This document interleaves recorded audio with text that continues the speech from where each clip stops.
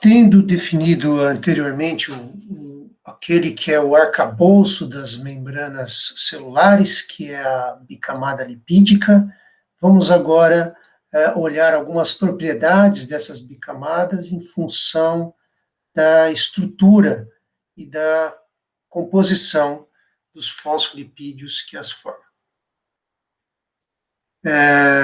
Como nós havíamos comentado anteriormente, nós temos dois folhetos formando a bicamada, nós temos nas faces externas do folheto as cabeças polares e o interior apolar, que são os hidrocarbonetos que formam os ácidos graxos. Portanto, a passagem de moléculas de água e de íons carregados, moléculas polares, de um dos lados da face, da bicamada para o outro, depende da passagem por esse interior apolar, que será, portanto, dificultado para as moléculas polares. Então, essa bicamada lipídica compõe uma barreira realmente seletiva à passagem dessas moléculas polares. Em células, a passagem desse tipo de moléculas, água, íons e outras moléculas polares, é mediada por proteínas, que vão formar canais através da bicamada lipídica. Isso vai ser assunto adiante na aula de estrutura de proteínas. Eventualmente, moléculas de água que estão se movendo em uma dessas faces, por exemplo, digamos aqui na face externa, vamos chamar assim, adquirem velocidade, energia suficiente para permearem entre as cabeças polares e atingirem o interior apolar, onde elas ficarão numa situação instável naturalmente e rapidamente poderão, eventualmente, se dispõe de energia suficiente, atravessarem a membrana. É um processo que vai ser influenciado pela sua velocidade, vai ser influenciada pela composição de fosfolipídios que formam justamente a bicamada. Então, vocês vão poder ver uma ilustração disso nesse vídeo, da passagem, tentativa de passagem de água, moléculas de água através de uma bicamada formada por fosfolipídios.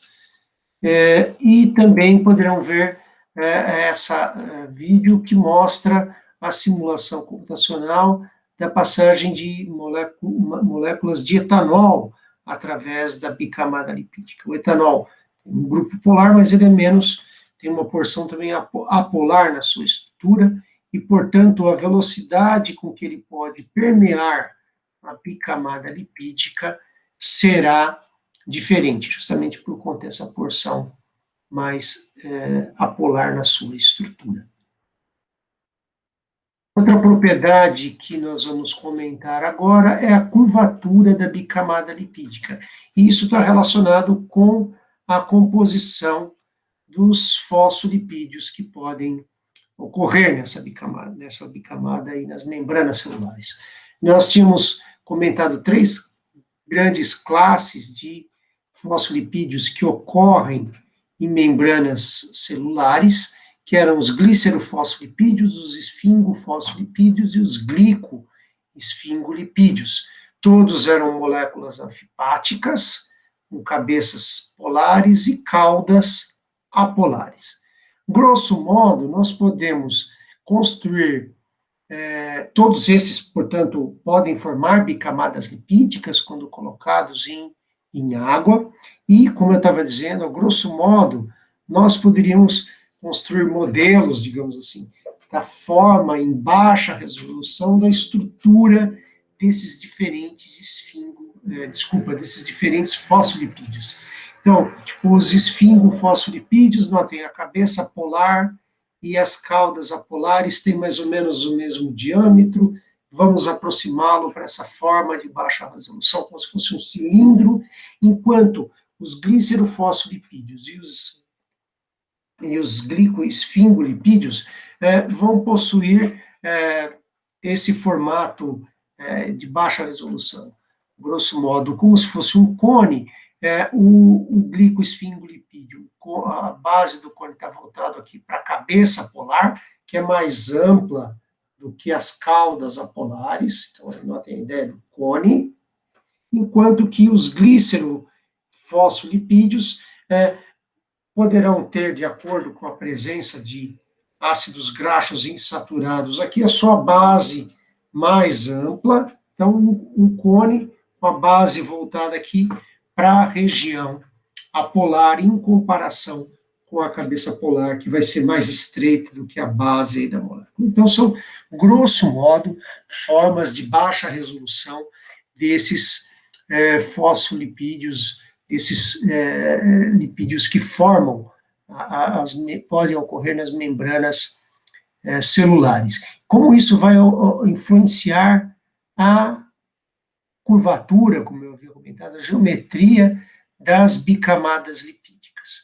Então, se vocês imaginarem os esfingofosfolipídios, que tem essa forma mais próxima, que pode ser aproximada a um cilindro aqui marcado a cabeça polar, quando em solução aquosa, então vão dar origem às duas camadas da bicamada lipídica, como a gente tinha colocado, e por terem esse formato mais cilíndrico, vocês podem imaginar, então, que as regiões apolares vão se empacotar, excluindo a água, liberando a água, para que ela não fique organizada em torno das porções polares, liberando a água, então, efeito hidrofóbico, elas vão se aproximar e se colocar, podem se colocar, dada essa forma geral aí, aproximada de um cilindro, dessa maneira mais paralela. Então, teremos um folheto com esses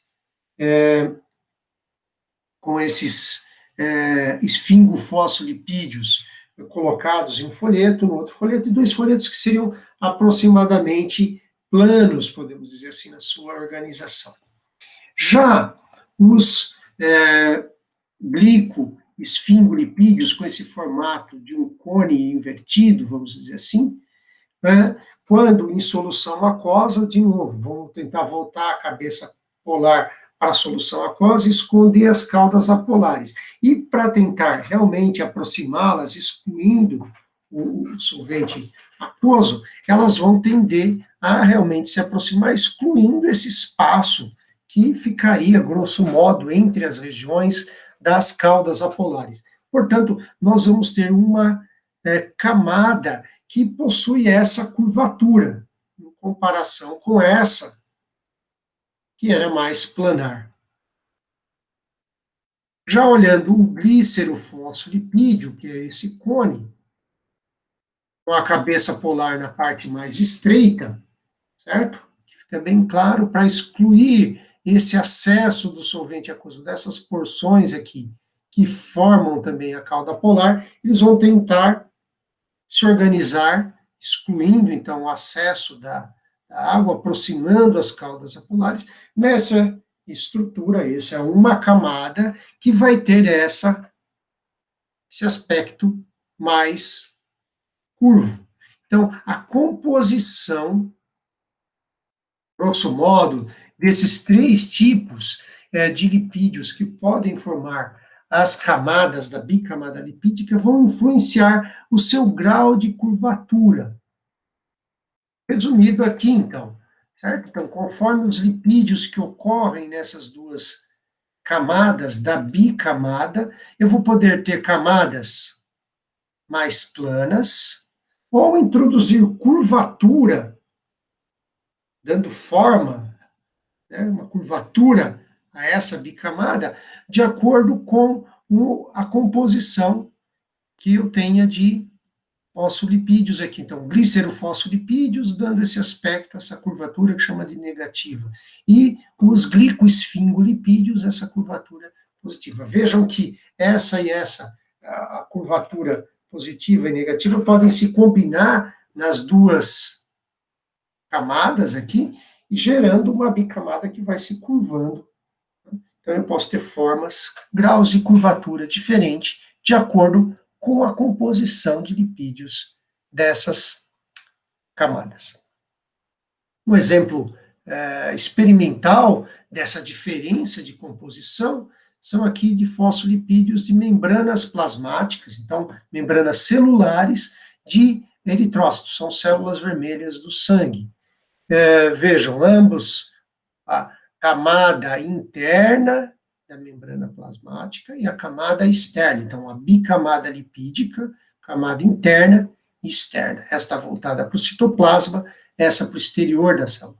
Então, elas têm uma composição parecida aí, em termos de fosfolipídios, mas vejam, a camada externa tem fosfatidilcolina, esfingomielina. Esfingomielina era aquele que tem um formato mais cilíndrico. Fosfatidiletanolamina, fosfatidilcolina é aquela que tem um formato mais cônico, né? E, portanto, tem diferença de composições nas dos dois folhetos, o que sugere que eu posso ter diferenças de curvatura de acordo com a porção em que isso ocorre. Imaginem, percebam também que ao longo da membrana, posso ter regiões onde predomina um tipo de fosfolipídio, em outra região predomina outro tipo, portanto, a curvatura pode mudar ao longo da bicamada. Espessura, outra característica física da bicamada lipídica que é influenciada pela sua composição. E aqui eu vou recordar para vocês um outro componente das membranas celulares, que era o colesterol. E lembrar que ele tem uma cabeça polar menor, é um grupo hidroxila, e ele tinha uma porção rígida nessa estrutura, que era apolar, composta por uma série de anéis carbônicos. Então, era uma região mais rígida. Notem nessa representação em escala que, quando isso em solução aquosa, essa porção das caudas apolares do glicerofosfolipídio, por exemplo, poderão interagir, se aproximar com essa região rígida da molécula de colesterol. Então, essas caudas apolares dos glicerofosfolipídios, dos esfingolipídios, poderão ficar distendidas quando interagem com essa região planar rígida da molécula de colesterol, para poder adotar essa conformação distendida quando se forma essas bicamadas das membranas celulares. E é justamente isso que está representado aqui. Então, temos, lembrando, o arcabouço da membrana, e então nós vamos poder ter uma situação com a presença de colesterol, está representado nessas elipses azul mais escuro, organizando, servindo como se, vamos dizer, um apoio ali para conformação mais estendida da cauda do ácido graxo. Portanto, se elas estão mais estendidas, mais distendidas, vai diminuir a interdigitação entre elas e eu vou ter as duas camadas da bicamada na sua extensão máxima. Enquanto se eu removo esse colesterol, tem uma região da membrana ou um tipo de membrana onde eu não tenho colesterol, tenho menos moléculas de colesterol, e essas caudas apolares poderão adotar outras conformações e as duas camadas poderão estar mais próximas. Então, uma situação com o colesterol participando, que ela vai ser mais espessa, e uma situação com menos ou sem colesterol, em que ela vai ser mais fina, mais estreita, menos espessa.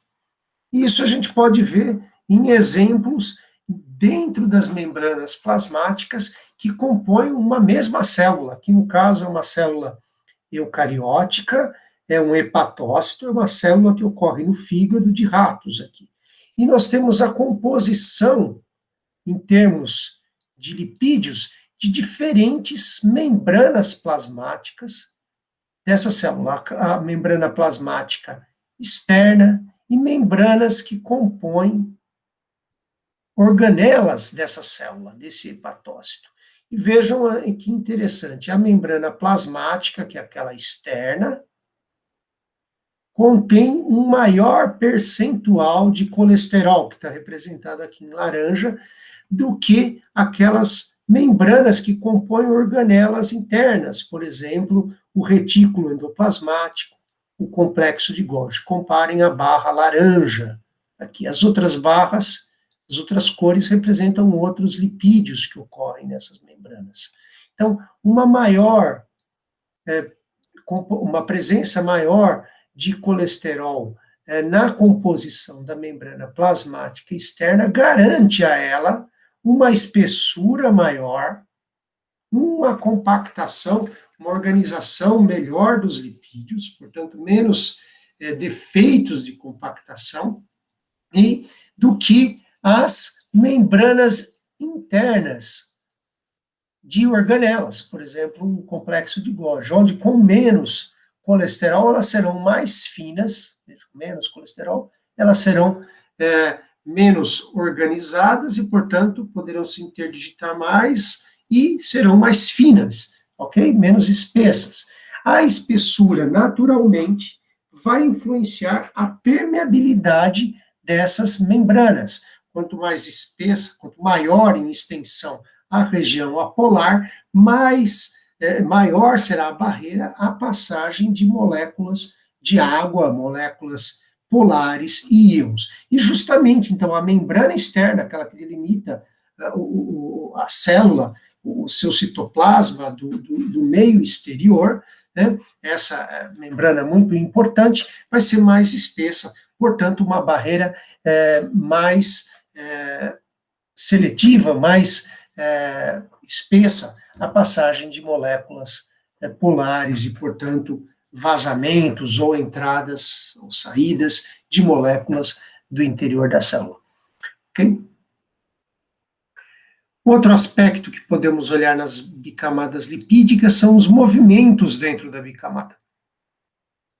Então, eu já havia salientado, isso aqui é o arcabouço da membrana plasmática, está numa certa temperatura, essas moléculas de água estão se movendo, e esses fosfolipídios da bicamada lipídica também estão em movimento. Não só as cadeias dos ácidos graxos, as cadeias carbônicas dos ácidos graxos têm liberdade de movimento, como, imaginem que isso é um plano aqui, certo? Então, esses ácidos graxos, esses fosfolipídios estão se difundindo, estão fluindo através desse plano que forma a bicamada. Então, há movimentos laterais dentro de uma mesma camada e dentro da outra camada. Então, esses fosfolipídios estão se difundindo. A membrana é fluida, há movimento no interior. Mais adiante, nós vamos ver como a composição desses fosfolipídios influenciam essa fluidez, influenciam esse movimento. Então, nós podemos imaginar dois tipos de movimento. Um que eu estava salientando, que é a difusão lateral. Então, veja, está marcado um fosfolipídio aqui, marcado em azul, e pode, como se estivesse trocando de posição com os outros. Isso é muito rápido, numa temperatura ambiente, por exemplo. Está vendo uma difusão lateral dentro da mesma camada. Já a difusão de uma camada para outra camada implica na passagem da cabeça polar pelo interior hidrofóbico e, portanto, é um processo que tem uma barreira energética maior, okay? Então vai ser mais lento a sua ocorrência. Como eu havia dito, então, essa fluidez da membrana também vai ser influenciada pela sua composição de fosfolipídios. Então, recordando, se nós temos fosfolipídios cujos ácidos graxos contêm insaturações, lembrem-se, a configuração desses ácidos graxos insaturados é do tipo ciso, que coloca aquela quebra na cadeia, aquela dobra na cadeia, e, portanto, as moléculas de fosfolipídios vão tender a ficar mais afastadas uma das outras, dada essa conformação, dada essa estrutura dos componentes. Como elas estão mais afastadas, elas interagem um pouco mais fracamente. E, portanto, a membrana será mais fluida. numa mesma temperatura quando compararmos com uma membrana que tem ácidos graxos saturados, que poderão adotar essa estrutura mais distendida, poderão estar mais próximo, formarem interações de Van der Waals entre si e, portanto, ficarem mais compactos e menos fluidos nessa mesma temperatura. Então, a composição em termos de ácidos graxos vai influenciar a fluidez dessas camadas da membrana celular. Mais ácidos graxos insaturados nos fosfolipídios, que compõem a membrana celular, maior fluidez numa mesma temperatura, em comparação com uma membrana que tem ácidos graxos na sua composição. Isso está ligado com uma outra propriedade da membrana, que é chamada de temperatura de transição. Acima da temperatura de transição, a membrana está num estado mais desordenado. Há mais movimento não só das cadeias, como dos lipídios difundindo na mesma camada, desculpe. Tá? Então, acima da temperatura de transição, a membrana está mais desorganizada, mais fluida. Enquanto que abaixo da temperatura de transição, os ácidos graxos vão adotar essa conformação mais distendida e vão tender a se organizar. Quando você cai abaixo dessa temperatura, ela vai estar mais ordenada, a membrana, a bicamada lipídica.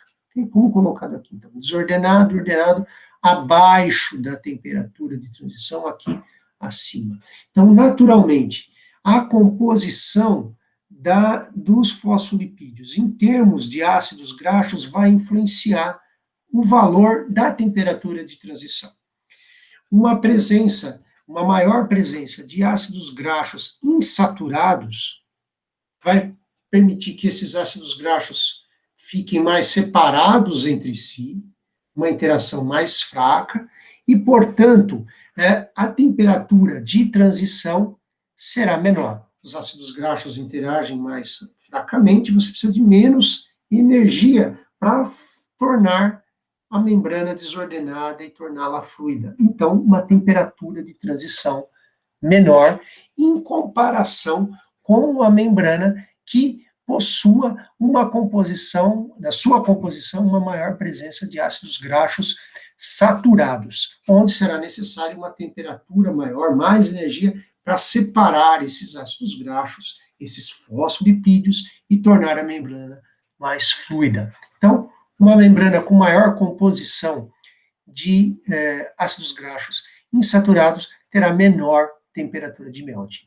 De fato, já é reportado, por exemplo, em bactérias, que a composição da sua membrana plasmática externa, se altera em função da temperatura em que a célula está sendo cultivada.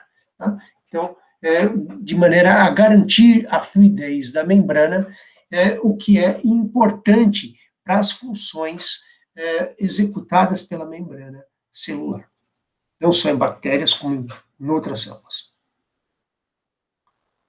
Então, nós passamos por uma série de propriedades influenciadas pela composição em termos de fosfolipídios da membrana plasmática, e agora, para levarmos esse arcabouço, de fato, até as membranas biológicas, nós temos que introduzir que, além dos fosfolipídios e dos esteróis que compõem essas membranas celulares, de fato, nas membranas celulares, além desse arcabouço de lipídios, nós temos proteínas presentes nas membranas celulares. Então, aqui nós temos membranas e composição de células de diferente origem, células animais, vegetais, bactérias, e vejam que nós temos diferentes composições de lipídios e de proteínas. Células com mais ou com menos proteínas, mas, notem, proteínas são um componente importante nas membranas plasmáticas. vamos entender como essas proteínas estão dispostas naquele arcabouço que era a bicamada lipídica nas membranas biológicas. Então, esse é um modelo geral de baixa resolução, que é de uma membrana biológica, de uma membrana plasmática biológica, que é chamada de modelo do mosaico fluido. Então, nós temos o arcabouço formado pelos lipídios, fosfolipídios, esfingolipídios, glicoesfingolipídios, os esteróis, o colesterol, aqui representado em amarelo. Então, a bicamada, um folheto, outro folheto, e agora nós percebemos, nesse modelo de baixa resolução, a participação das proteínas. Nós temos proteínas integrais, que são proteínas que atravessam toda a bicamada lipídica, de uma face a outra membrana, outra proteína integral, desculpem. Naturalmente, a porção da proteína que atravessa o interior apolar deverá ter propriedades também apolares, nós vamos ver isso adiante, como ocorre essa inserção de uma região apolar no interior da membrana plasmática. Então, nós temos as proteínas integrais e nós temos proteínas periféricas, que são aquelas que interagem apenas com um dos folhetos, com a face de uma das faces da membrana plasmática. Okay? Então, por fim, devo mencionar que algumas proteínas ainda estão ligadas covalentemente a carboidratos, que compõem também, então, a membrana celular. Lembrando, o nome diz mosaico fluido, esses fosfolipídios e glicolipídios têm liberdade para, na temperatura ambiente, por exemplo, para se difundir lateralmente. As proteínas também podem estar se deslocando nesse plano que compõe a membrana plasmática, daí o nome mosaico fluido.